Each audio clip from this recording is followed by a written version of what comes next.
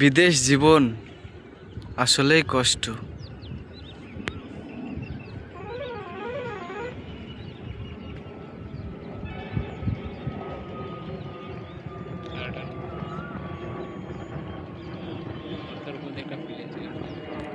এই যে দেখুন, মাথার উপর দিয়ে কি যেন একটা চলছে, বুঝতে পারছি না।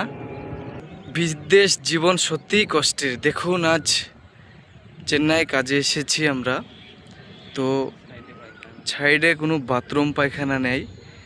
তাই এই কোথায় যেন আফ্রিকার জঙ্গলের চেয়েও প্রচণ্ড জঙ্গল, ভয় ভয় লাগছে। ওখানে বাথরুমে যেতে হচ্ছে কয়েকটা ছেলে মিলে।